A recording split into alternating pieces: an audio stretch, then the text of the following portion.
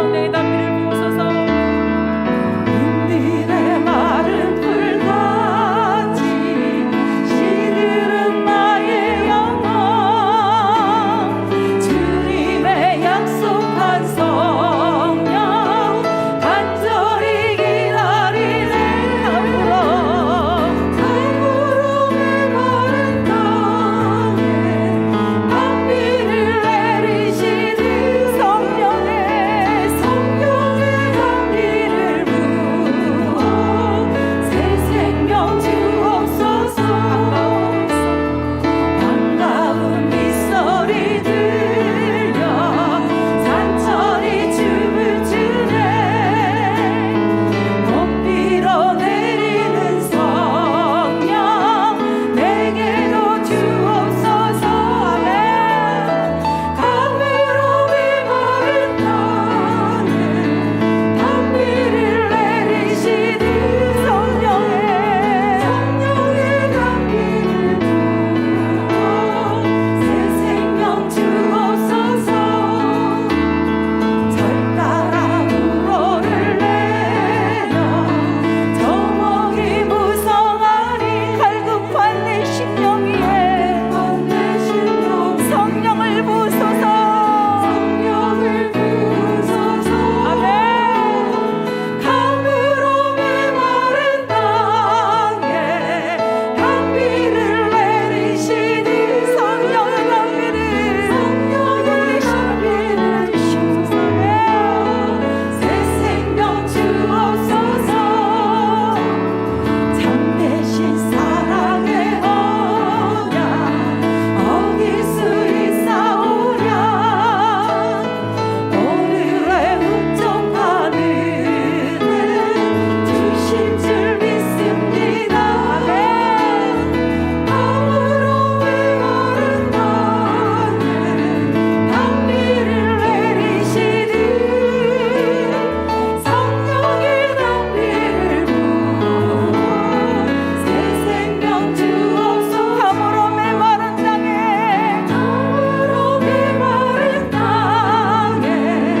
단비를 내리시는 성령의 단비를 부어 새 생명 주옵소서.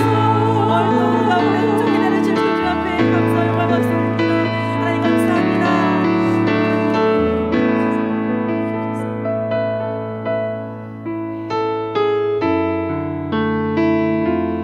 언제나 변함없이 우리를 지원하시는 그 아버지 앞에 감사의 마음으로 나아갑니다.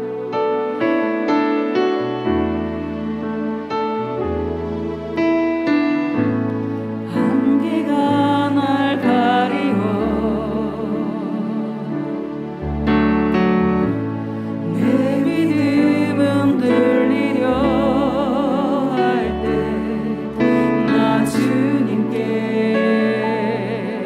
나아가네. 주님은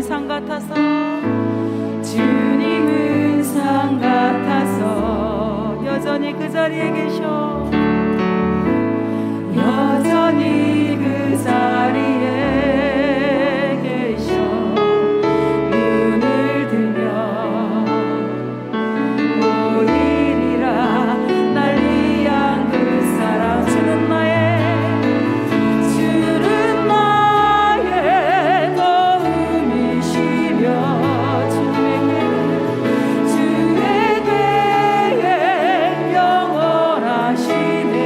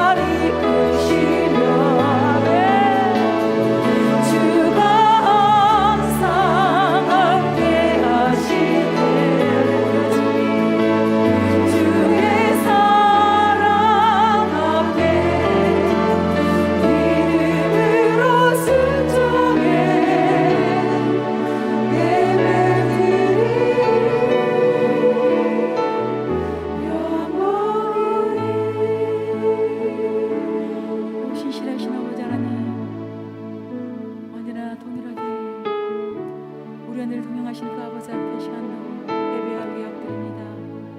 우리 한 사람 한 사람 마음 가운데 찾아오셔서 임재하셔서 말씀 가운데 아버지 하나님 응답하며 살아갈 수 있도록 함께해 주시옵소서. 성령 하나님 뜨겁게 아버지 임재해 주시옵소서. 우리 한 마음으로 시간 예배를 해서 기도합니다. 하나님 감사합니다. 아버지 하나님의 삶을 드리나서 날마다 지쳐버릴 때 성령 하나님께서 우리 가운데 보신 은혜를 말미암아 오늘도 살아가는 시간을 감사드립니다. 아버지 하나님 오늘 한결같이 하시는 아버지 계시기에 아버지 하나님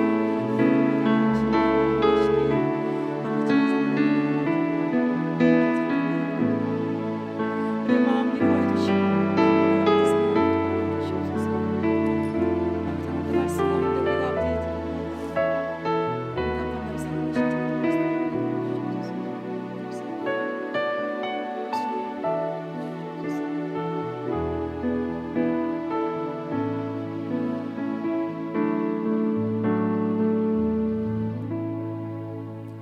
사랑이 많으신 하나님 아버지, 춥지 않고 온통 단풍으로 가득하였으나 갑작스럽게 옥슬 연미게 하는 계절의 변화 속에 졸지 않으시고 부지런히 일하시는 하나님의 손길을 가까이에서 피부로 느낍니다. 신랑 되신 예수님의 정결한 신부로 생명생 공동체를 부르시고 긴박한 코로나 위기 가운데서도 같은 마음으로 예배드리고 합심, 침묵, 순종함으로 그리스도의 몸을 이루어 가게 하시니 감사합니다. 그동안 보이는 현상에 힘들어했고 믿음의 눈으로 하나님의 뜻을 온전히 신뢰하지 못하여 불안해하며 그리스도의 사랑을 삶 가운데 실천하지 못했음을 이 시간 고백합니다. 또한 코로나로 지쳐있고 다른 여러 이유로 오랫동안 교회에 발을 내딛지 못했던 지체들을 위해 진심으로 기도하지 못했으며 더 많은 관심과 사랑을 기울이지 못했음을 하나님 앞에 회개합니다. 그렇지만 이제 힘을 내겠습니다. 이제 만나러 갑니다. 공동체를 다시 살리기 위해 셀을 살리는 심폐소생술로 지난 3주 동안 훈련받은 셀장들이 힘을 내어 일어나겠습니다. 셀들이 예전처럼 함께 모여 기도하며 단단한 믿음의 공동체로 셀 모임을 재개할 수 있도록 모든 셀장들에게 하나님으로부터 힘과 용기를 얻기를 간구합니다. 하나님의 시선이 머무른 곳, 하나님의 나라를 다시 세워가는 데 쓰임받기를 기도합니다. 현재 진행 중인 가을학기 사역자 훈련을 통하여 모든 강사들과 수강생들이 말씀 위에 든든히 서게 하시고 등교하고 있는 다음 세대의 비전진 학생들을 코로나로부터 지켜주시고 어디서든 하나님의 자녀로 구별된 삶을 살며 이 땅에서 하나님의 사명과 비전을 발견하여 하나님의 부르심에 맞는 삶을 살게 하옵소서. 수능이 다음 주로 다가왔습니다. 남은 한 주간 건강관리 잘하고 지금까지 공부해온 것 끝까지 최선을 다하도록 수험생들과 부모님들을 도와주시옵소서. 취업을 앞둔 청년들 취업문이 열리게 하시고 군에 간 청년들 안전하고 건강하게 군생활 잘 마치고 부모님 품으로 돌아오도록 기도합니다. 하나님과의 언약을 잊어버렸던 야곱이 다시 베들로 돌아가라는 하나님의 말씀에 순종하여 우상을 버리고 자신을 정결하게 하고 의복을 갈아입고 베들로 올라가 하나님께 다시 제단을 드렸던 것처럼 이 시간 우리도 옛 습관을 버리고 구별하여 하나님께 정결한 마음으로 거룩한 예배를 올려드립니다. 예배의 문을 여는 엘베데 찬양팀의 찬양을 통하여 하나님께서 영광을 받으시고 RTC와 큐티의 진솔한 고백을 통하여 하나님의 이름이 높임을 받으시길 기도하며 박정수 목사님이 출애굽기 설교 말씀을 통하여 우리의 마음의 눈이 열려 하나님을 보게 하옵소서. 한 영혼이라도 잃어버리지 않게 하시려고 끝까지 손잡아 주시는 사랑이 많으신 예수님의 이름으로 기도합니다.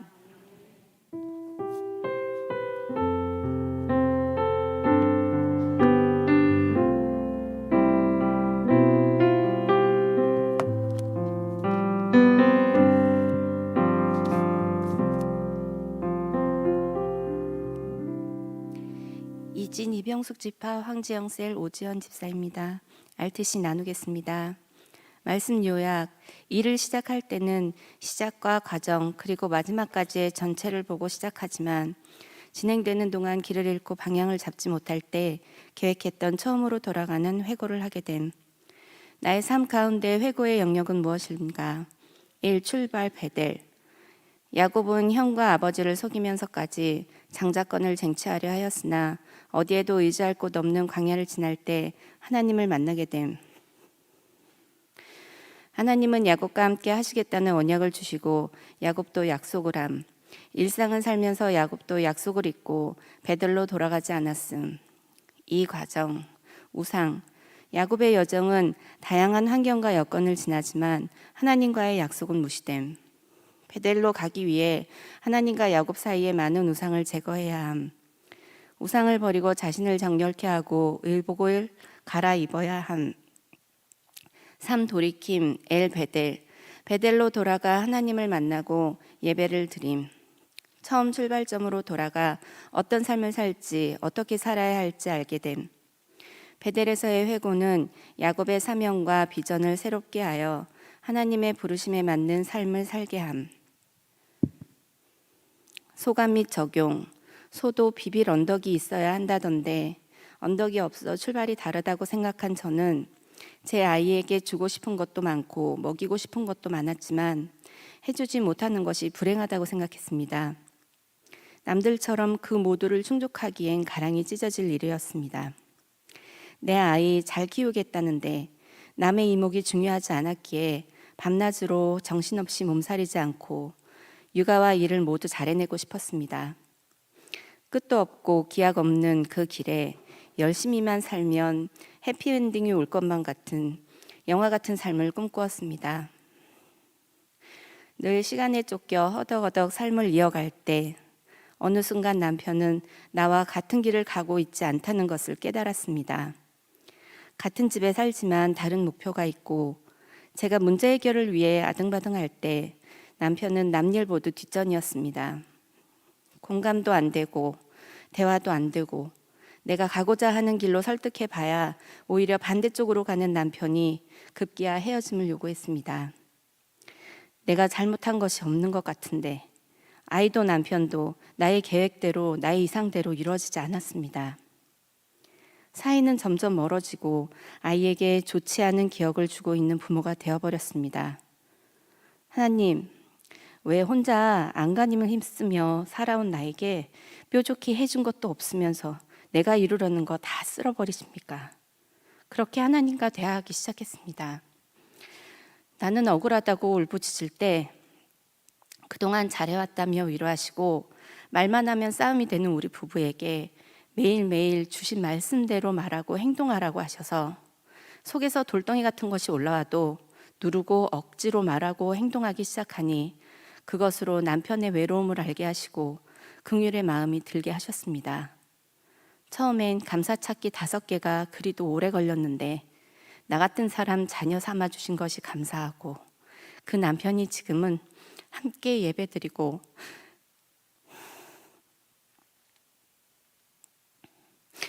하나님을 사랑하게 해달라고 기도하고 있으니 이런 축복과 은혜를 주신 것에 감사합니다.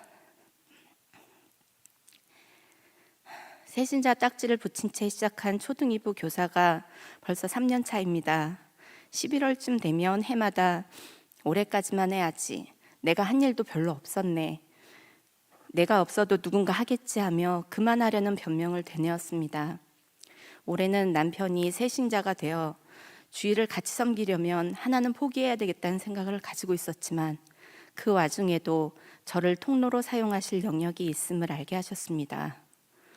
아무것도 모르고 시작한 초등교사였지만 제가 무엇을 알아서 할 수 있는 것이 아니라 적재적소에 잘 배치하시는 하나님의 능력을 믿고 하나님의 축복과 은혜를 입은 저는 그 약속을 지키기 위해 오늘도 아이들과 함께 있겠습니다. 결단, 초등 2부 아이들과 함께 주일을 시작하겠습니다. 남편에게 복음 전하는 일을 기도로 먼저 열겠습니다. 기도. 하나님 아버지, 제가 이렇게 아버지만 불렀습니다. 저의 죄를 모른 척 하시고 손을 내밀어 주신 영원한 사랑이신 아버지 감사합니다. 모든 것이 제 예상을 벗어나 당황하고 억울했던 마음을 위로해 주신 유일하신 분이고 어떻게 살아야 할지에 해답을 알고 계신 유일하신 분입니다. 아버지를 의지하고 따를 때 그 길이 나를 위한 길임을 알게 하셔서 나를 버리고도 살아갈 수 있는 능력자 되게 하시옵고, 내려놓을 때의 두려움도 말씀과 믿음으로 극복하게 하시고, 순종으로 여리고 성을 돌고 있는 자 중에 하나가 되어 약속하신 그때를 조급함 없이 지혜롭게 기다릴 수 있는 자녀가 되게 하옵소서. 또한 기도의 동력자, 말씀의 동력자를 이루어 축복과 은혜가 흘러가는 우리 모두가 되게 하옵소서.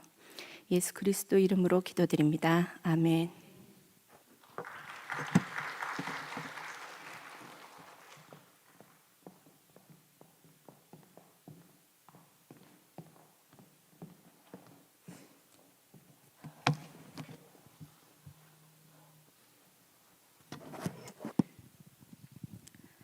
큐티를 나누겠습니다.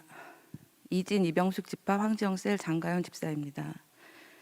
출애굽기 23장 말씀 요약 1절에서 9절 사회 정의를 위한 공평에 관한 법, 10절에서 13절 안식년과 안식일에 관한 법, 14절에서 19절 세 가지 절기, 무교절, 맥추절, 수장절에 관한 법, 20에서 30절 하나님의 명령과 약속, 재판에 관한 법을 통해 하나님은 이스라엘에게 공의의 법을 가르쳐 주셨고, 안식년과 이스라엘 3대 절기에 관한 규례는 하나님 은혜로 구원받은 이스라엘 백성이 하나님 중심으로 살아가야 한다는 것을 이야기합니다. 엄청 떨리네요. 소감 및 적용. 드르륵 요란한 핸드폰 알림을 통해 이번 주 큐티 발표를 제가 하게 되었음을 2주 전부터 알게 되었습니다. 날짜 계산을 잘못해서 2주 전부터 무겁고 탄식하는 마음으로 성경을 보게 되었습니다. 하기 싫은 마음이 너무 큰지라 준비하는 내내 편하지 않았습니다. 그런데 하나님은 더군다나 23장 말씀을 준비하시라 하십니다. 친하게 지내는 전도사님께서 친절하게 23장은 이런 내용이야 하시면서 이스라엘이 지켜야 할 3대 절개의 의미를 굳이 원하지도 않는데 알려주십니다. 하나님이 나를 구원하셨고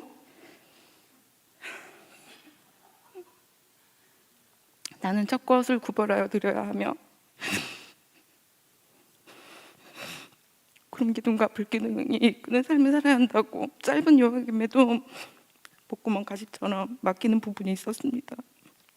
첫 것을 드리는 삶, 너무 길어진 팬데믹 덕분에 내 삶의 중심이 너무 쉽게 흔들리고 있음을 알았습니다. 매년 385 그리터기 교사로 바쁘게 지냈던 삶이 사회적 거리두기로 사람과의 만남을 하지 못했고, 예배당도 나올 수 없는 동안 난 삶의 첫 것을 드리는 삶을 오랫동안 살아내지 못했음을 고백합니다. 편안함, 익숙함에 취해 예배 시간마저도 집중하기 어려웠고, 무언가 잘못됨을 느끼지도 못한 채 그렇게 시간이 지나갔습니다. 성경 읽기는 고사하고 한 줄 알람으로 오는 성경 구절도 그냥 지나쳐버리기 일쑤이고, 찬양이 내 삶을 떠났으며 기도는 고사하고 식기도만 겨우 하는 삶을 살고 있는 내게 요즘 계속 첫 마음을 기복하라고 하시는 하나님, 말로는 하나님을 증거하며 산다고 살아내고 있다고 하지만 계속되는 팬데믹 때문인지, 아니면 내가 해봤자 어차피 하나님이 하시는 것이니 하나님 뜻대로 하실 거니까 힘 빼지나 말자, 그냥 안일하게 시간을 보냈던 나에게 뜻밖의 소식이 전해졌습니다. 형제같이 지내고 있던 친구의 암 선고, 서울서 혼자 살고 있는 친구에게 해줄 수 있는 거라곤 함께 병원에 가주는 게 전부였습니다. 불안해하는 친구에게 분명 하나님께서 역사하실 거라는 확신의 말을 하면서 함께 기도하자고 하며 울며 함께 기도하고 여러 사람에게 중보 기도 요청을 돌렸습니다. 친구는 수술이 잘 되었고 전이 없이 항암 치료, 방사선 치료 없이 깨끗이 고치시는 하나님을 경험하게 하셨습니다. 참 감사한 일이 아닐 수 없습니다. 이번 일을 생각하면서 큰 문제 앞에서는 엎드려지는데 문제가 없으면 내 삶은 참 아니라구나 다시 한번 알게 되었습니다. 하나님은 제가 구별되길 원하시는 것 같습니다. 세상 사람들과 같은 사고를 하지 않기를 끊임없이 요구하십니다. 하나님께 드려질 첫 것을 구별하고 하나님께 미리 드려질 삶을 살길 원합니다. 아버지 도와주세요. 결단, 하루의 시작을 새벽 예배로 드리기, 가정 예배를 구별하여 드리기, 남은 2021년이라도 기도 중보자로 살아내기 기도. 내 평생 살아가는 동안 절기를 지키는 삶을 살길 원합니다. 아버지의 구원에 감격을 잊지 않고 이끄는 삶을 살 수 있도록 함께 해주세요. 아버지의 시선과 아버지 마음을 제게 알게 하시고 그 마음으로 그 눈빛으로 삶을 살아내며 아버지 마음을 시원케 하며 아버지가 계획하신 축복의 삶을 반드시 받을 수 있도록, 그리고 자녀들에게도 잘 전달하는 삶을 살 수 있도록 도와주세요. 은혜 많으시고 사랑 많으신 예수님 이름으로 기도드립니다. 아멘.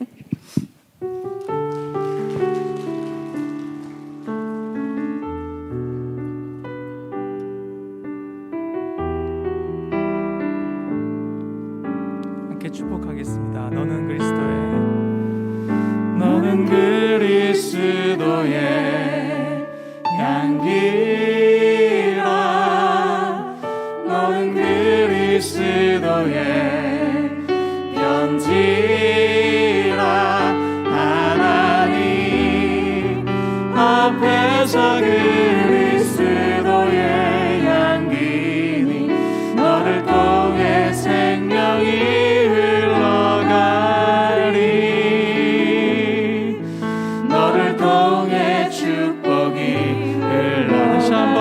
너는 그리스도의 향기라. 너는 그리스도의 향기라.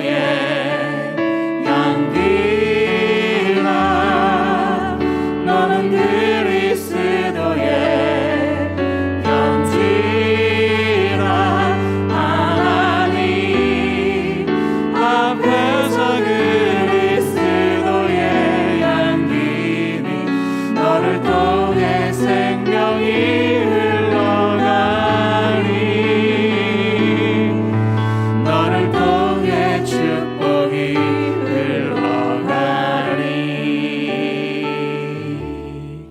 축복합니다. 감사합니다.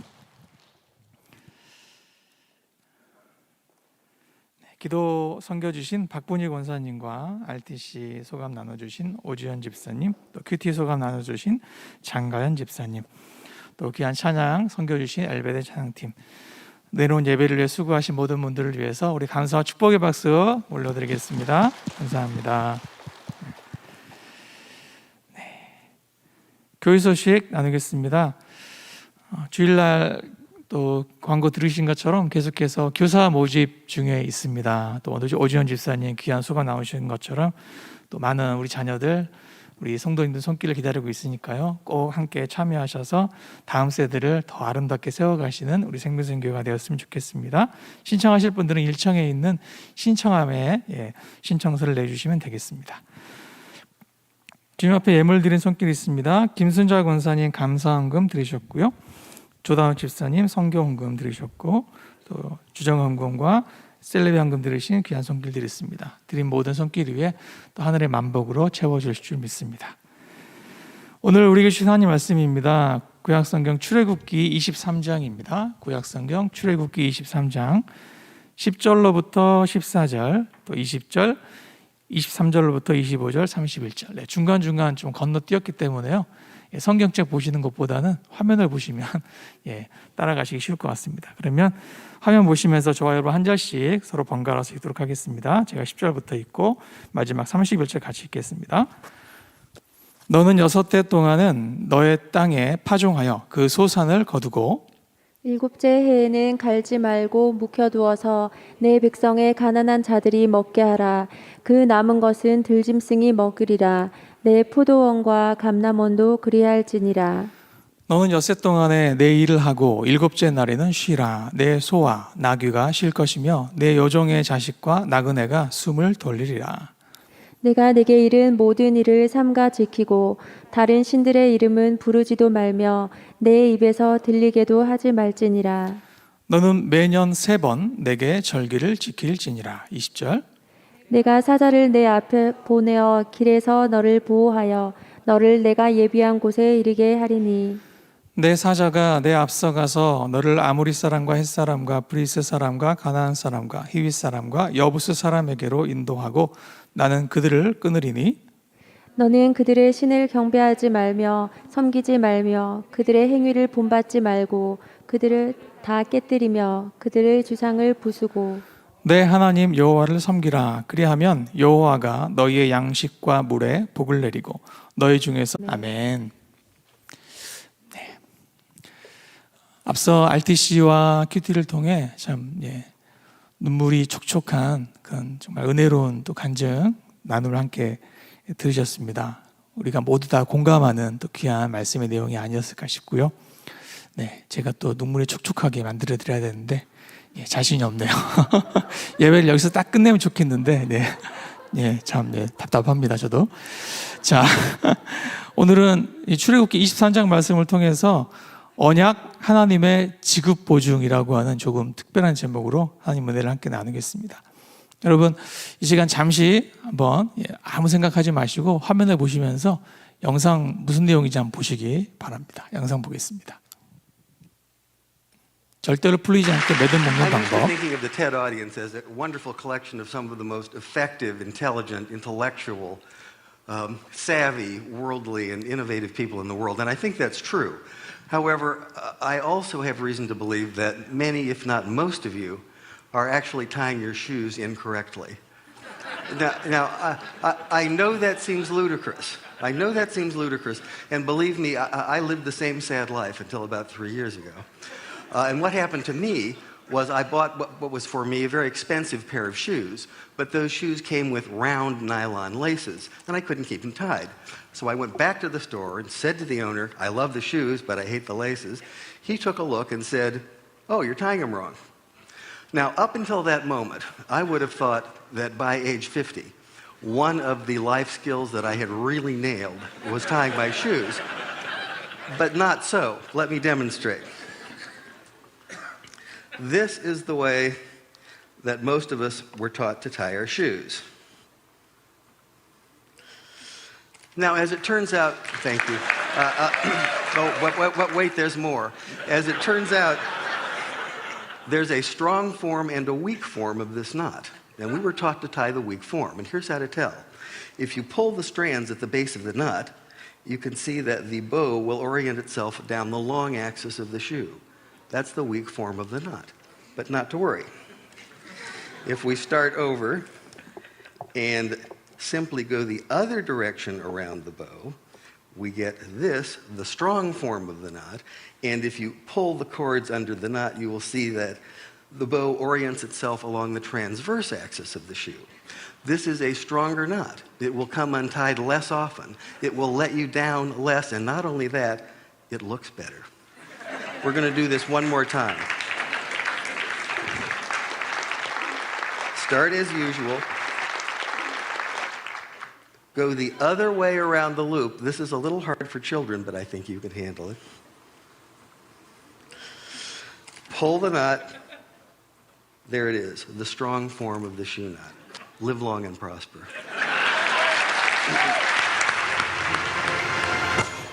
네, 여러분 봐도 잘 모르시겠죠? 네, 그래서 하나 더 준비했습니다. 네, 1초 만에 묶는 법이 있습니다. 한 번 더 보겠습니다.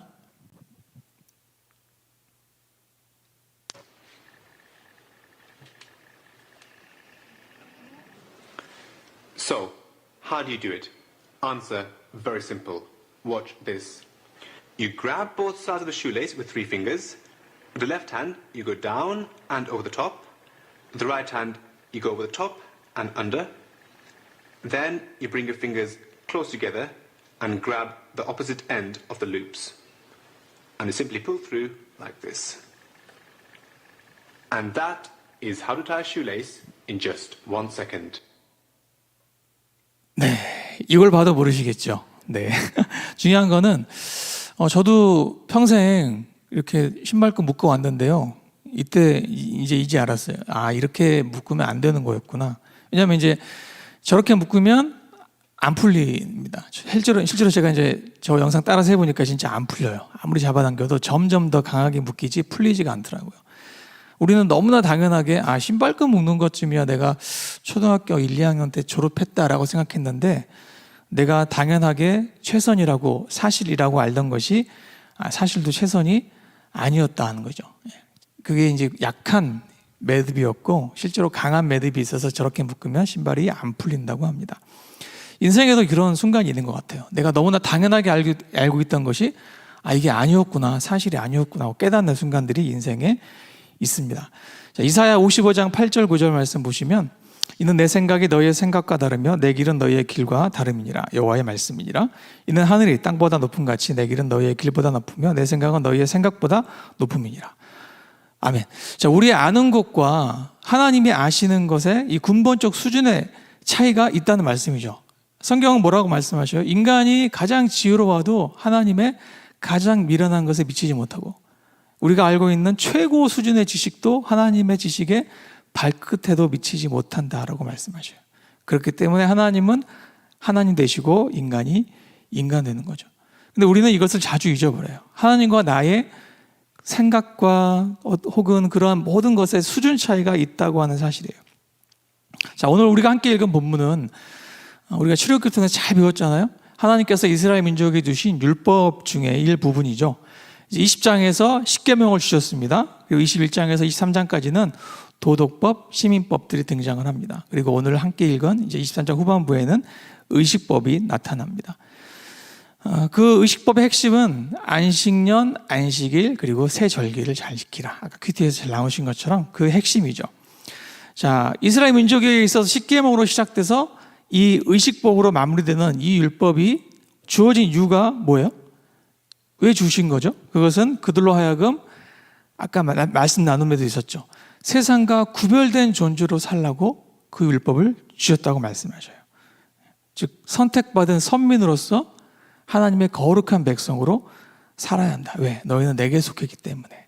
그래서 내가 너희를 대표자로 삼겠다라고 말씀하시죠. 너희는 내게 제사장 나라가 되고 제사장 민족이 될 것이다. 그렇게 말씀하셔요. 그래서 세상 모든 민족과 나라가 너희를 주목할 것이다. 바라볼 것이다. 관찰할 것이다. 왜? 특별한 민족이기 때문에 그래요. 눈에 띈다는 거죠.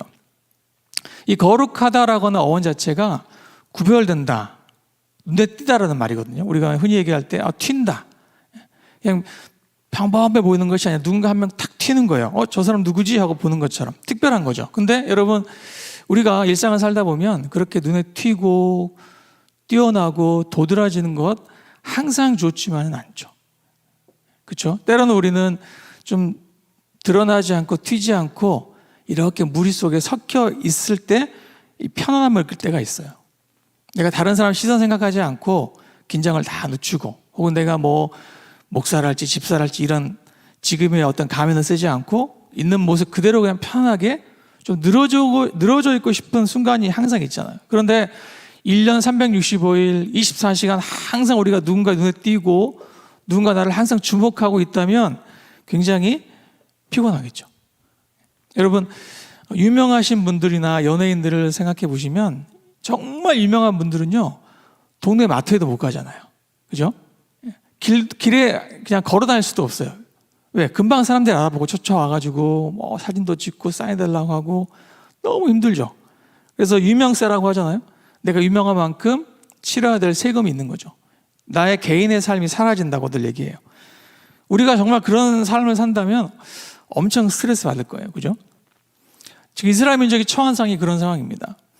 20장부터 23장까지 율법을 주시고 이 법들을 잘 지키며 살아라 라고 하셨는데 그 법을 지키며 살면은 굉장히 힘들어요.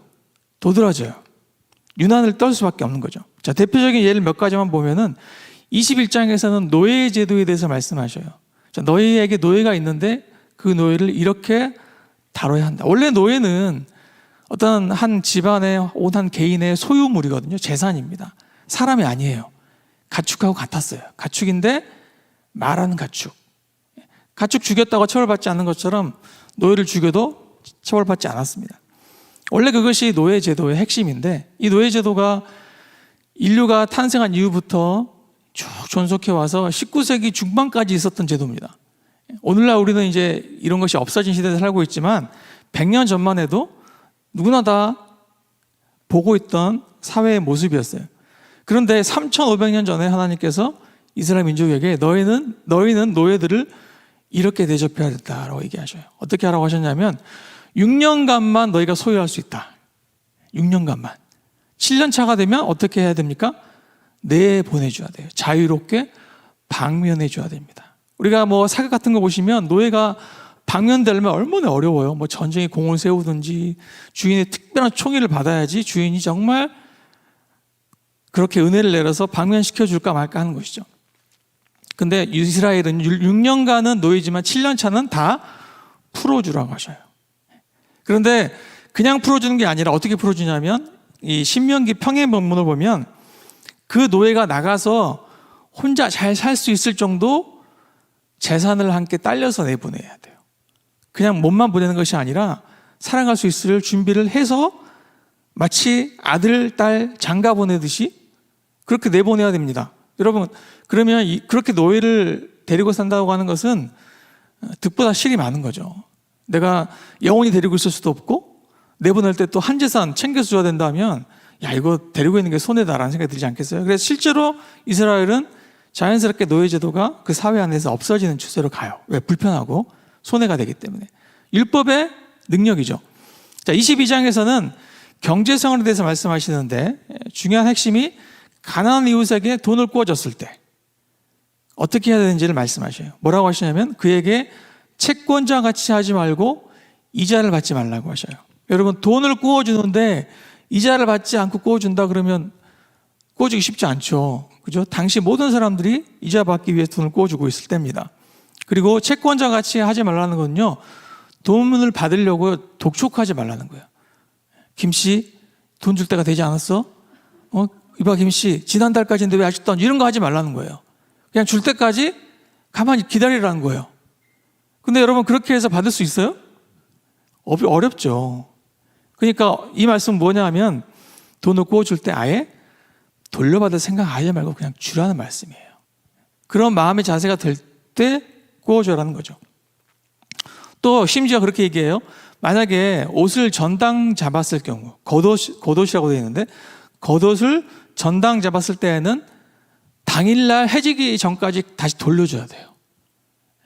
여러분, 이거 굉장히 귀찮은 일 아니었겠어요? 아침에 낮에 옷을 전당받고 돈을 빌려준 다음에 기다리다가 해지 때가 되면 내가 다시 가서 그 옷을 돌려줘야 돼요. 이거 얼마나 귀찮습니까? 번거롭죠. 그래서 실제로는 겉옷을 전당 잡지 않는 방향으로 이게 발전합니다. 어차피 잡아봤자 그날 돌려줘야 되니까 불편하죠. 그리고 이 법이 더 발전해서 겉옷뿐만 아니라 이제 생존에 필수적인 생활의 물품들, 재산은 압류할 수 없게 전당 잡지 못하도록 또 법제화가 돼요. 약자를 보호하시고자 하시는 법으로 계속 상세하게 발달해 나갑니다. 자, 23장 초반부에서 오늘 읽었던 23장 읽지 않은 그 초반부의 내용은 재판에 대한 것인데요. 자, 어떤 경우에도 재판은 공정하게 해라. 치우침 없이 해라. 여러분, 당시에도 지금에도 재판이 공정하지 않게 되는 경우가 굉장히 많죠. 우리가 해서 뭐 기울어진 운동장이라고 합니다만 권력이 있고 돈이 많은 사람들은 어때요? 유명한 로펌, 좋은 변호사를 고용합니다. 그래서 뭐 정관 예우 같은 게 가능한. 그래서 재판을 쉽게 끌어갈 수 있죠. 때로는 거짓 증인을 사가지고 거짓 증언을 시켜서 재판을 이길 수도 있는 거예요. 그래서 재판이 이렇게 항상 공정할 수 없는 경우가 많았는데 하나님은 그렇게 하지 않도록 명령을 주셔요. 10계명 중에 제9계명에도 이웃을 향해서 거짓 증거하지 말라고 하시죠. 이것이 재판에 대한 규례거든요. 재판정에서 위증하지 말라는 말씀이에요. 또 7절에 보면 무죄한 자와 의로운 자를 죽이지 말라라고 되어 있는데 이 법이 발달해서 만약 한 번 같은 상황에 대해서 재판이 끝나면 다시 또 재판을 받을 수 없었어요. 오늘날 이제 문명국가가 다 가지고 있는 법칙 중에 하나죠. 일사부재리의 원칙. 한 번 재판이 열리고 판결이 끝나면 나중에 다시 재판이 열릴 수 없었어요. 만약에 그 판결 너무 약한데요? 너무 과한데요? 하고 했을 때 다시 재심이 되지 않습니다. 한 번 끝나면 그냥 끝인 거죠. 또 이런 경우도 있습니다. 자, 무죄 판결은 무조건 다수결로 한 명 이상만 다수결이 되면 무죄 판결이 가능했습니다. 그러니까 50대 49 그러면 무죄 가능했어요. 근데 유죄 판결을 내려면 2명 이상이 나야 돼요. 50대 49로 유죄가 날 수 없어요. 50대 48. 그러니까 2명 이상 차이가 나야지 유죄 판결이 가능했어요. 그러니까 하나님의 율법이 주어질 때 그 율법이 정말 약자를 보호하고 무지한 자를 지키기 위한 법률로 이렇게 발달해 나가면서 10계명부터 23장까지 그 율법들의 내용들이 정말 세밀합니다. 당시 주변에 어떤 나라도 이런 법률 체계를 갖지 못할 때입니다. 노예를 이렇게 대하라 할지, 또 돈을 빌려주고 받을 때 어떻게 해야 되는지 이런 법이 없던 때거든요. 근데 이렇게 세밀한 법이 주어지고 그것을 지켜야 합니다. 그러면 지켜야 하는 입장에서 굉장히 머리 아파요.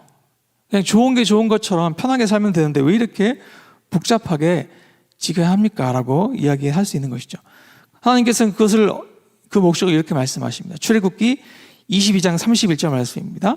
너희는 내게 거룩한 사람이 될지니.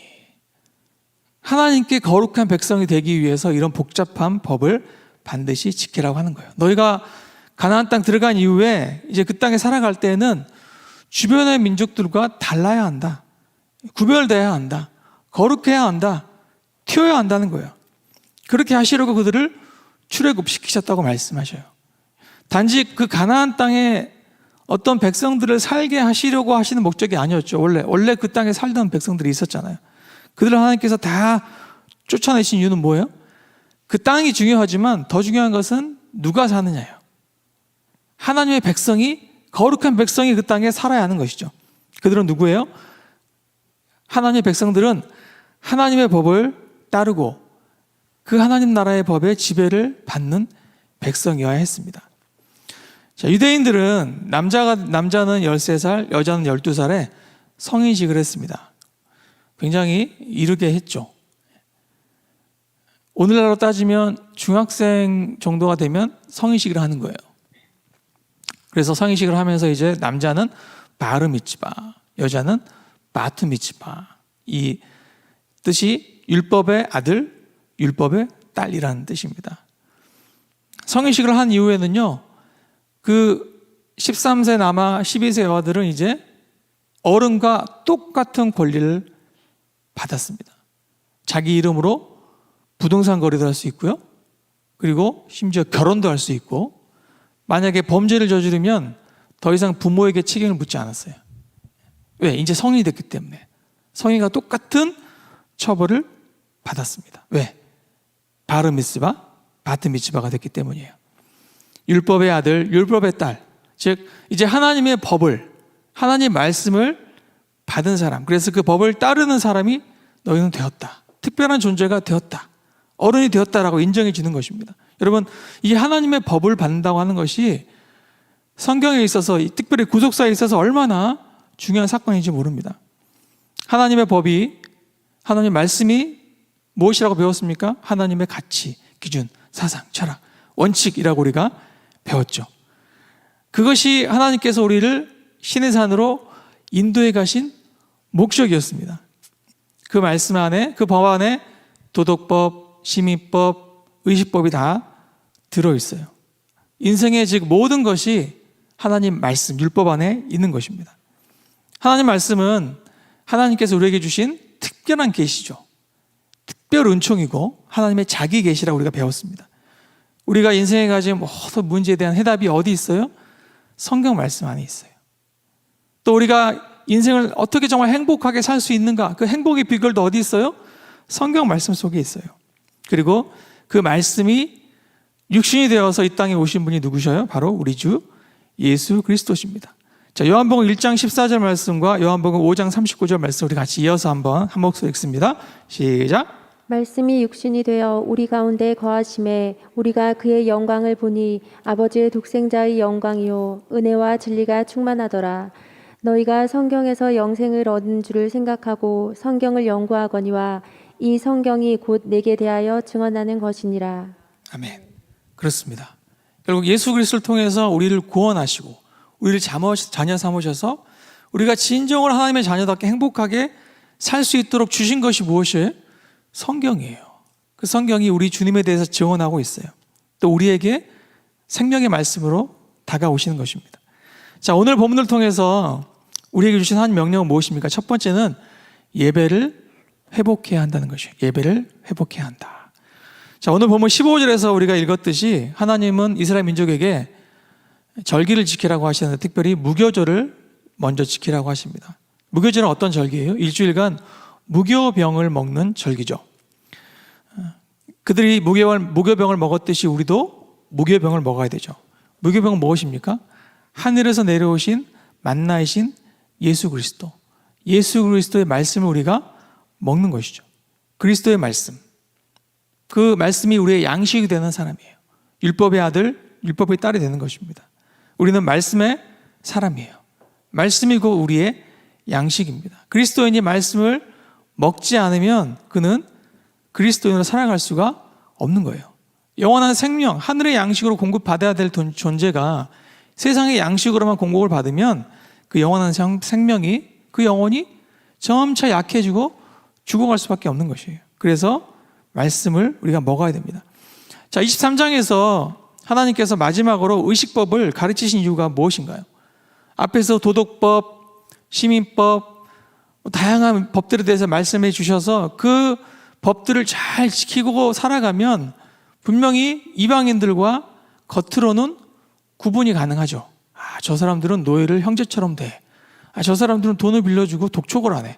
아, 참 특별한 사람들이야. 하나님의 선택받은 사람들인 것 같아. 라고 그렇게 외적으로는 인정받을 수 있겠지만 핵심은 무엇이에요? 핵심은 내적으로 그것이 하나님과의 관계 속에서 나와야 하는 것이거든요. 정말 내가 하나님을 사랑함으로 이웃을 사랑하는 것이지 하나님 사랑하지 않고 이웃 사랑하는 것이 불가능한 것입니다. 그것은 껍데기일 뿐이에요. 외적인 것뿐이에요. 그래서 먼저 하나님께서 무엇을 말씀하시냐면 하나님과 우리와의 관계가 항상 가장 핵심이 되어야 된다는 것입니다. 그것이 가장 기본이 되어야 한다는 것이에요. 하나님은 안식년을 지키라 하시죠. 또 안식일을 지키라 하시죠. 또 새 절기를 지키라고 하십니다. 여러분, 안식년이라고 하는 것, 안식이라고 하는 것 지키는 것 쉽지 않아요. 6년 동안 내가 열심히 일해서 농사 짓고 소출을 거뒀는데 7년 차에 씨도 뿌리지 말고 갈지도 말고 경작도 하지 말고 추수도 하지 말라고 하셔요. 그냥 땅을 내버려 두고 묵히라고 하십니다. 그럼 저희는 뭐 먹고 삽니까, 하나님? 그런 질문 들지 않겠어요? 근데 하나님 그렇게 하라고 하셨어요. 나를 믿고 그렇게 해라. 또 내가 잘 살기 위해서 일주일 내내 일하고 싶은데 일해야 되는 상황인데 하나님께서 7일째는 일하지 말고 쉬어라고 하셔요. 불안하죠. 하나님, 일요일에 주일에 손님이 더 많은데 더 많은 사람이 나를 만날 수 있는, 우리를 찾아올 수 있는데 가게 문을 어떻게 닫습니까? 근데 하나님이 닫으라고 하셔요. 불안해도 나를 믿고 닫아보라고 하셔요. 아무리 불안해도 하나님을 신뢰함으로 하나님의 하나님 되심을 우리가 인정해 드리면서 그 말씀을 따라서 하나님께 맡겨드리면 하나님은 하나님의 일을 하시는 거예요. 1년에 3차례 추수를 할 때 하나님이 절기를 지키라고 하시죠. 자, 무교절은 보리의 추수기간이고, 그리고 맥추절, 칠칠절은 밀의 추수기간이고, 마지막 수정절은 모든 과실들 또 모든 추수할 것들의 최종적인 추수를 하는 것이 수장절이었어요. 이 세 절기가 다 추수와 밀접하게 연관이 있는 절기들입니다. 즉 추수에서 소출이 이제 풍성하게 거둬졌을 때 그때 어떻게 하라고 하셔요? 그 소출을 가지고 너희가 하나님 앞에 나와서 감사의 제사를 드리라고 하시는 거예요. 그래야 된다, 너희는. 내 백성이기 때문에. 여러분, 하나님께서 우리에게 왜 감사의 제사를 드리라고 하십니까? 그것이 하나님의 필요를 위해서예요? 우리가 하나님께 제물을 드려야지 하나님이 충족하시고 제물을 안 드리면 하나님 뭔가 부족하신 거예요? 아니죠. 우리가 드리지 않아도 하나님은 부족한 게 없으신 분이셔요. 그런데도 우리에게 이 세 절기를 지키라고 하시는 것은 그것은 우리의 유익을 위해서예요. 이것은 하나님의 유익을 위해서가 아니라 우리의 유익을 위해서입니다. 신명기 10장 13절 말씀 같이 봅니다. 시작. 내가 오늘 내 행복을 위하여 내게 명하는 여호와의 명령과 규례를 지킬 것이 아니냐. 아멘. 너의 행복을 위해서 내가 이것을 명하는 것이다 말씀하셔요. 이 절기를 지키는 목적은 우리의 유익을 위해서라고 말씀하십니다. 자, 역대하 1장에서 보면 솔로몬이 하나님께 1,000번제를 드리고 복을 받죠. 하나님이 찾아오셔서 무엇을 줄고 내게 구하라 말씀하셔. 구하는 거 주겠다는 하나님의 백지수표잖아요. 엄청난 축복이죠.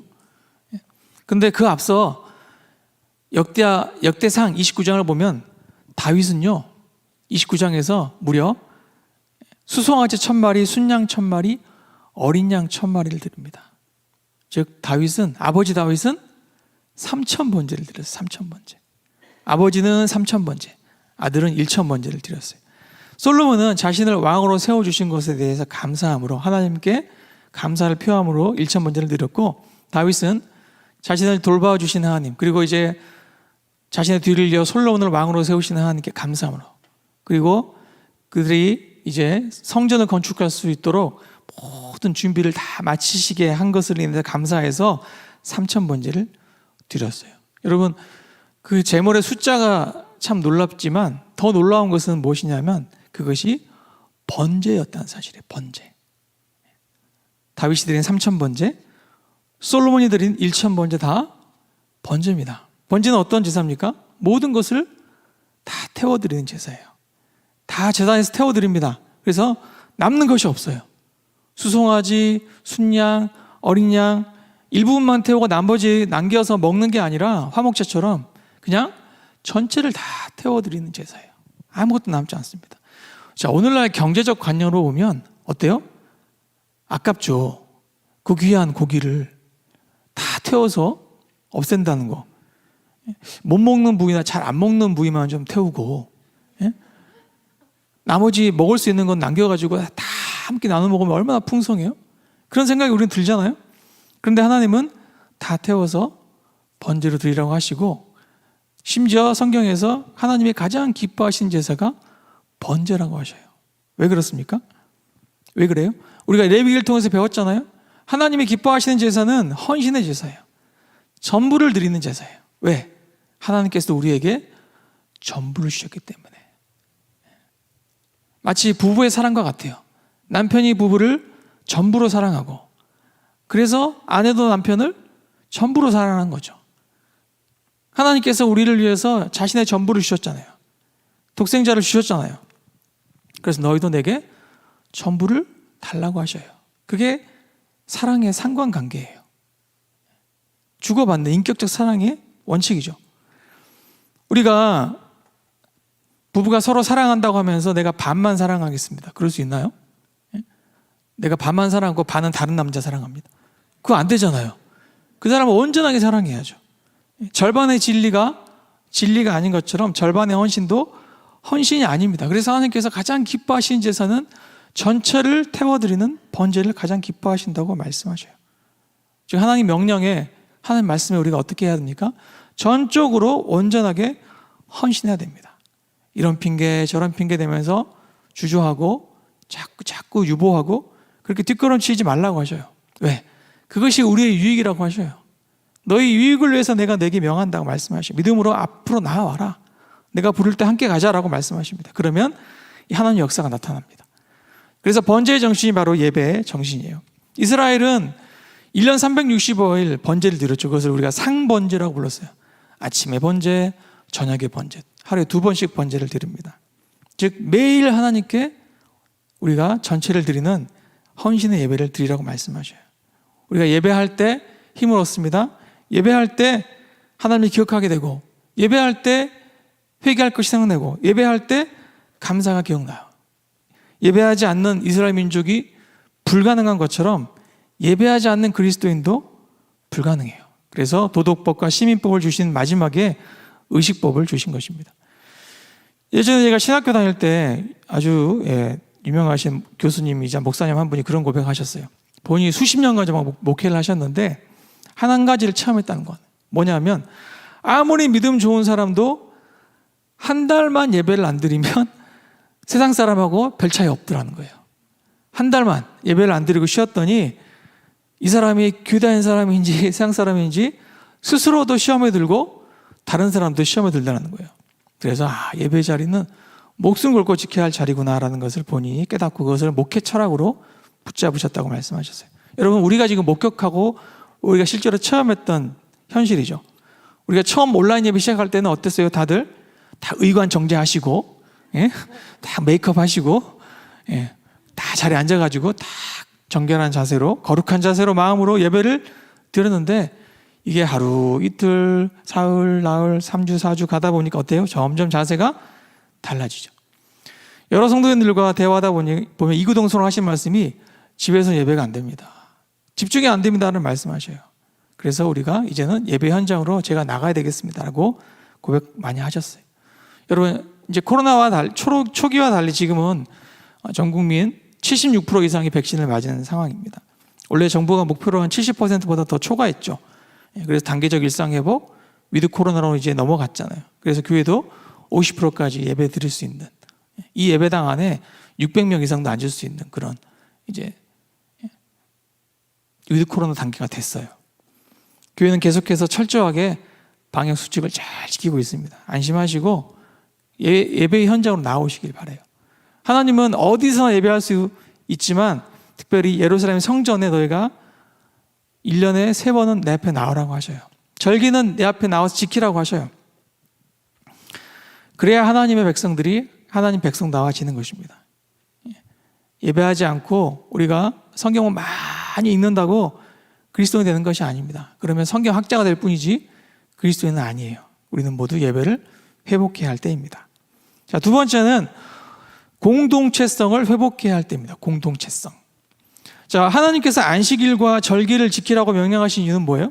자, 개인적인 제사는 개인의 믿음에 높고 낮음에 따라서 우리가 개인이 처한 상황에 따라서 얼마든지 영향을 받죠. 내가 힘들면 제사 안 드릴 수도 있고 내가 좋으면 제사 드릴 수도 있어요. 그런데 절기는 다르죠. 안식년, 안식일은 달라요. 이것은 공동체가 함께 지켜야 했습니다. 내가 가난해도 절기의 복을 누리고 내가 쉴 수 없어도 안식일과 절기의 복을 누리게 하셨어요. 누구나 다 동일하게 그 복을 누리게 하신 거예요. 안식년, 안식일, 이 절기의 준수의 목적은 무엇이에요? 혼자 믿음 생활을 하지 말라는 거예요. 혼자 하면 쉽지 않아요. 그래서 너희가 공동체로 함께 나와라. 절기를 함께 지켜라는 것입니다. 혼자 있으면 우리는 실패하기 쉽고 결국은 실패하게 됩니다. 전도서 4장 12절 말씀 같이 한 목소리 읽습니다. 시작. 한 사람이면 패하겠거니와 두 사람이면 맞설 수 있나니 세 겹줄은 쉽게 끊어지지 아니하느니라. 아멘. 우리가 지난주까지 이제 3주간 셀의 심장을 다시 뛰게 하는 심폐소생술 시간을 가졌어요. 그동안 우리 셀들은 어땠습니까? 모이고 싶어도 모일 수가 없었고 연락 한번 하려고 해도 서로가 부담스러워할까 봐 잘 연락도 못했습니다. 셀원들은 셀원들 나름대로 힘들고 셀장들도 셀장들 나름대로 지파장들도 또 여러 리더십들도 다 나름대로 고민이 있고 힘든 시간들을 보냈습니다. 그래서 우리가 서로 인정해 줘야 돼요. 다 힘들었겠구나. 나만 힘든 게 아니라 셀원이 나도 힘들고 셀장인 저분도 힘들었겠구나. 셀장인 나도 힘들고 셀원인 저분도 힘들었겠구나. 다 인정해 줘야 돼요. 누가 누구를 탓하기보다는 이 코로나19라고 하는 정말 엄청난 사태 하에서 어쩔 수 없는 상황이었다고 우리가 고백할 수밖에 없어요. 이제는 상황이 이제 바뀌기 시작해서 교회에서도 먼저 이 상황들을 이제 타개하기 위해서 리더들부터 다시 어떻게 우리가 셀을 섬길까, 어떻게 지파를 섬길까 고민하면서 3주간 독서 운동을 시작했고 지난주 마치면서 집마다 80% 가까이 많은 분들이 참여하셨습니다. 정말 은혜 가운데 잘 마쳤어요. 이제 다음 주부터는 2단계 전략이 시작이 되는데요. 2단계는 보셨죠? 뭐죠? 이제 만나러 갑니다. 이만갑. 좀 많이 익숙하신 표현인데 우리가 이제 만나러 가야 되겠다. 이제 다시 우리가 교제를 회복하고 예배를 회복하고 공동체성을 회복해야 할 때가 됐다는 것을 고백하면서 시간을 갖게 됩니다. 11월 한 달간 한 번이라도 모든 셀이 서로 다시 만날 수 있는 그런 꼭 모임을 가져주시고 과제는 간단합니다. 모이셔갖고 인증샷 하나 촬영하셔서 소속하신 지파장님께 보내주시면 돼요. 이제 우리가 만나러 가야 할 때가 됐습니다. 아멘? 네, 우리 좌우를 보시면서 고백합시다. 이제 우리가 만나러 가야 할 때가 됐습니다. 아멘. 그렇습니다. 우리가 다시 이제 서로의 세겹질이 되어야 되고 서로의 버팀목이 되어야 되고 우리가 서로의 지렛대가 되어줘야 돼요. 셀원이 셀장을 돕고 셀장이 셀원을 돕고 셀원이 셀원을 서로 돕는 그리스도의 몸된 지체로서의 공동체성을 다시 우리가 회복해야 할 때가 됐습니다. 하나님께서 우리에게 명하신 우리의 절기를 지켜야 돼요. 우리가 홀로 있지 않고 함께 나와서 한 공동체로 다시 예배를 회복하고 교제를 회복하고 또 함께하는 삶을 회복해야 하는 것입니다. 그럴 때 우리의 영혼이 살아나고 힘을 얻게 될 줄로 믿습니다. 자, 마지막 세 번째 약속이죠. 하나님의 약속을 신뢰하라. 약속을 신뢰하라. 자, 이 23장의 이 의식법의 명령을 주신 이유는 20절 이후에 하나님 마음에 드러나 있어요. 20절 이후에 우리가 함께 읽었던 가나안 정복에 대한 약속이에요. 가나안 정복. 이 20절 이후를 보면서 제가 오늘 설교의 제목을 여기서 잡았는데요. 언약이라고 하는 것은 하나님의 지급 보증이구나. 지급 보증이구나. 여러분, 23장에 앞선 20장부터 21, 22, 23 이어지는 이 모든 율법이 전제하고 있는 것이에요. 전제. 율법의 전제. 뭐죠? 가나안 정착이에요.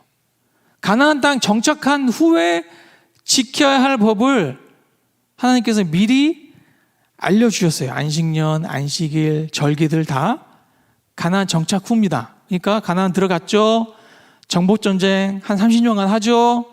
정복전쟁 다 그치고 이제 각자 땅을 분배받죠. 그래서 정착을 시작하죠. 그때 지킬 법을 하나님께서 지금 미리 알려주시는 거예요. 우리가 오해하기 쉬운데 이 법이 주어진 타이밍은 출애굽한 지 이제 갓 2달 지났을 때예요. 2달. 2달 전에 출애굽의 노예로 있었습니다. 근데 탈출한 지 딱 2달 됐어요. 그래서 시내산 도착했는데 도착하자마자 하나님께서 야, 너네 이제 들어가서 땅을 차지할 텐데 거기서 이렇게 살아야 돼 라고 미리 알려주셔요. 참 하나님 마음이 얼마나 급하신지. 우리 같으면 전쟁 다 끝나고 땅 분배하면서 이제 이렇게 해라 알려줄 것 같고 정말 빨리 해도 모압 평지 정도 가서 가나안 땅 다 보여주고 야, 저 땅 내가 다 줄 건데 가서 이렇게 해라 하고 알려주실 것 같은데 하나님은 시내산이에요. 가나안 땅 보이지도 않거든요. 수백 킬로미터 떨어진 곳인데 시내산 도착하자마자 야, 다 와 하면서 너네 들어가면 이렇게 살아야 돼 라고 정착해서나 지킬 수 있는 법을 미리 알려주셔요. 주님이 이 말씀을 하실 때 가나안 땅은 이스라엘 사람들에게는 아무도 가본 적이 없는 땅이고 오직 상상 속에만 있는 땅이에요. 그 땅은 젖과 꿀이 흐르는 땅이다. 아름답고 비옥한 땅이다. 그렇게 들어서만 알고 있는 땅인데 하나님이 그 땅을 약속하시면서 들어가서 지킬 법을 다 말씀하십니다. 여러분, 여기에서 우리가 설교 소도에서 말씀드린 것처럼 하나님과 우리와의 가진 어떤 지식과 인식의 근본적인 차이가 나타나요. 여러분, 하나님은 누구십니까? 하나님은 모든 일의 원인이시고 모든 일의 결과가 되셔요. 하나님이 허락지 아니하시면 이런 일이 없습니다. 모든 것의 시작과 끝이 주님 손에 달려 있어요. 역사의 시작과 종말도 하나님께 속해 있습니다. 온 우주 만물을 창조하시고 통치하시고 지금도 이끌어 가시는 분이십니다. 즉 하나님이 마음 딱 먹으시면 이미 된 거예요. 왜? 다 하나님 거니까. 다 하나님 인도에 가시니까. 하나님이 딱 정하시면 누구도 바꿀 수가 없어요. 정하시면 끝난 거예요. 즉 하나님이 약속하시면 이미 어떻게 된 거예요? 이루어진 거예요. 성취된 거예요. 왜? 하나님이시기 때문에. 하나님께 그건 너무나 당연합니다. 근데 우리에게는 그것이 당연하지가 않잖아요. 이런 거랑 비슷해요. 여러분, 제가 10,000원이 있는데 제 아들이 와가지고 아빠 제발 1,000원만 주세요. 그래요. 그럼 제가 10,000원 있잖아요. 나는 아들을 사랑하니까 아들에게 1,000원 줄 수 있죠. 또 주고 싶어요. 언제든지 좀 줄 수 있잖아요. 10,000원 있으니까. 그래서 제가 아들한테 알았어. 조금 이따 1,000원 줄게. 라고 했어요. 그러면요. 제 아들 입장에서는 아직 안 받은 거죠. 그죠? 근데 아빠 입장에서 준 거야, 안 준 거예요? 마음속에서 이미 준 거예요. 왜? 주고 싶고 줄 수 있고 있으니까. 내가 주겠다고 말하는 순간 이미 준 거나 진배 없어요. 하나님의 약속이라고 하는 것은 하나님께서 보증하시는 자기합수표랑 비슷해요. 자기합수표라고 하는 것은 수표를 발행한 주체가 지급을 보증한 거거든요. A은행에서 수표를 발행하면 그 A은행 가면 언제라도 현금으로 내주는 겁니다. 그게 자기합수표입니다. 지급 보증이에요. 하나님의 언약은요, 하나님이 지급을 보증하신 수표랑 같아요. 가나안 땅의 약속은 하나님의 영원하신 지혜와 전능하신 능력 안에서 이미 이스라엘 민족에게 지급이 끝난 거예요. 하나님이 갖고 계신 것이고 주고 싶은데 내가 주겠다고 했으면 준 거죠. 하나님이시니까. 그래서 하나님은 이미 준 거나 다름없는 그 땅을 아직 구경도 못 해본 이 사람들한테 너희가 이제 정착하게 될 텐데 이렇게 해야 돼라고 그 법을 이 수백 킬로미터 떨어진 시내산에서 가르치고 계신 겁니다. 여러분, 이것이 바로 우리가 가져야 할 하나님의 시각이고 배워야 할 하나님의 관점입니다. 우리가 하나님의 약속을 어떻게 이해하는가? 만약 아직 약속을 못 받았다면 약속을 달라고 기도해야 되겠지만, 약속을 주셨다면 이미 받은 줄로 믿어야 돼요. 마가복음 11장 24절 같이 보겠습니다. 시작. 그러므로 내가 너희에게 말하노니 무엇이든지 기도하고 구하는 것은 받은 줄로 믿으라. 그리하면 너희에게 그대로 되리라. 아멘. 누가 말씀하셨어요? 예수님 말씀이에요. 다른 사람 말이 아니라 예수님 말씀이에요. 하나님의 아들이 말씀하셨어요. 무엇이든지 기도하고 구하는 것은 이미 받은 줄로 믿으라. 왜? 우리가 자녀된 권리를 가지고 우리의 아버지께 구했을 때 우리의 아빠 되신 하나님은 우리가 구하는 것을 주실 수밖에 없어요. 어떻게 주셔요? 가장 좋은 것으로 주셔요. 그래서 우리의 아빠가 되십니다. 갈라디아서 4장 6절이죠. 너희가 아들임으로 하나님이 그 아들의 영을 우리 마음 가운데 보내사 아빠 아버지라 부르게 하셨느니라. 우리 아빠가 되셔요. 뭐 필요해? 얘기해 줄게. 우리 아버지십니다. 여러분, 우리 각자가 붙들고 있는 약속이 있고 또 간절하게 부르짖는 기도의 제목들이 있을 것이에요. 그런데 만약에 하나님께서 오케이 하셨다면 어떻게 믿어야 돼요? 이미 받은 줄로 믿어야 돼요. 하나님께서 약속을 주셨다면 이미 그것은 하나님의 무한하신 지혜 안에서 이미 이루어진 기정사실인 겁니다. 자, 하나님의 마음속에서 가나안 땅을 이미 약속하시고 주셨을 때 그 땅은요, 실제로는 훨씬 넓었습니다. 자, 31절 같이 아까 읽었죠? 같이 다시 한번 읽어볼게요. 31절 시작. 내가 내 경계를 홍해에서부터 블레셋 바다까지 광야에서부터 강까지 정하고 그 땅의 주민을 내 손에 넘기리니 내가 그들을 내 앞에서 쫓아낼지라. 그렇죠? 어디서부터 어디까지는 잘 보세요. 홍해에서부터 블레셋 바다 지중해까지고 광야, 즉 이 시내 광야가 있는 이 광야 시나이 반도부터 큰 강, 그 강이라고 되어 있는데 이제 유프라테스 강입니다. 시리아 남쪽의 강입니다. 거기까지가 땅이다. 자, 이것은 이미 아브라함에게 이 430년 전에 예언하실 때 그때도 약속하신 내용이에요. 창세기 15장 18절 이어서 읽습니다. 시작. 그날에 여호와께서 아브람과 더불어 언약을 세워 이르시되 내가 이 땅을 애굽 강에서부터 그 큰 강 유브라데까지 내 자손에게 주노니. 아멘. 자, 이 타임에 지도를 한번 봅시다. 지도를 보시면 자, 빨간색 아래 홍해 있죠? 파란색 위에 유브라데 강이 이렇게 서안으로 흘러가는데요. 자, 그 사이에 그 넓은 땅이 원래 하나님이 주시겠다고 하신 약속하신 땅이에요. 홍해에서부터 유브라데스 강까지. 근데 이스라엘이 실제로 차지한 땅은 가운데 보이시는 빨간색 저 위치까지밖에 차지 못했어요. 원래 하나님이 주시려고 하셨던 땅이 얼마나 넓습니까? 10배 이상 되는 넓은 땅이에요. 근데 그 땅을 다 차지하지 못하고 조만큼밖에 얻지를 못했어요. 왜 그렇게 됐습니까? 하나님 말씀을 믿지 못했기 때문이에요. 야, 우리가 어떻게 감히 홍해까지, 어떻게 감히 지중해 연안까지, 어떻게 감히 광야 전체를, 어떻게 감히 유프라테 강까지 우리가 차지할 수 있겠냐? 이거 안 될 거 아니냐? 나는 그런 힘도 없고 능력도 안 되라고 했기 때문에 스스로 자신의 능력을 제한하면서 실제로는 어때요? 그 약속하신 하나님의 능력을 제한한 거예요. 하나님이 좀 오버하셨네. 유브라데 강은 그거는 말도 안 되죠. 정말 그런 거예요? 아니잖아요. 하나님이 내가 그 땅까지 줄게라고 하셨어요. 근데 그 땅까지 가지를 못해요. 하나님께서 분명히 말씀하셨죠. 그 땅의 주민을 내 손에 내가 넘길 것이다. 31절에 내가 그들을 내 앞에서 쫓아내라. 쫓아낼 수 있다라고 하십니다. 그 정복 전쟁을 하나님이 친히 대신해서 싸워주실 것이라고 약속하셨어요.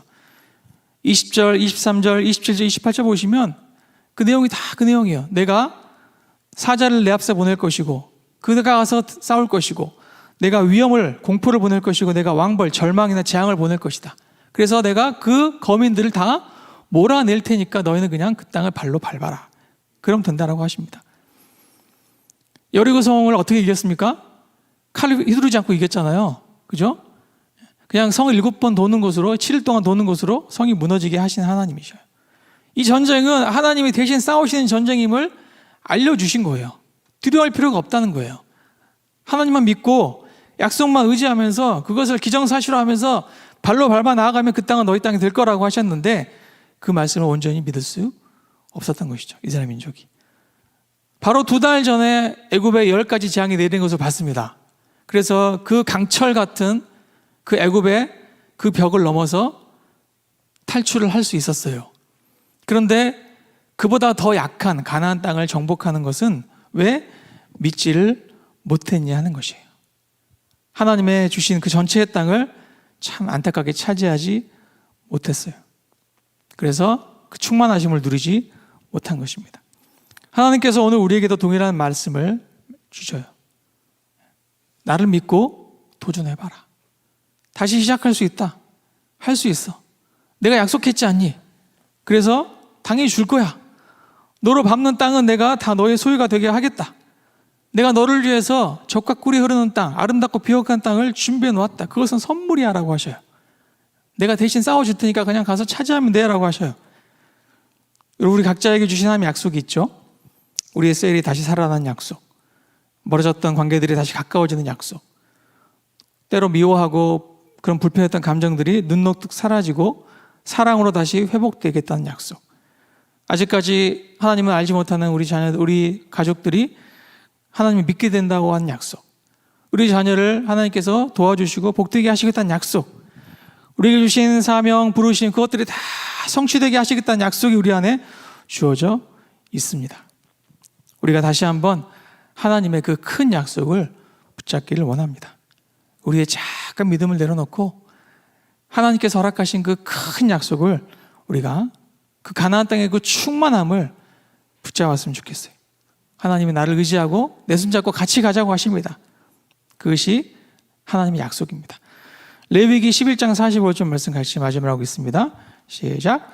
나는 너희의 하나님이 되려고 너희를 애굽 땅에서 인도하여 낸 여호와라. 아멘. 오늘 말씀을 기억하면서 다시 한번 우리가 결단하기를 원합니다. 예배를 회복하겠습니다. 공동체를 회복하겠습니다.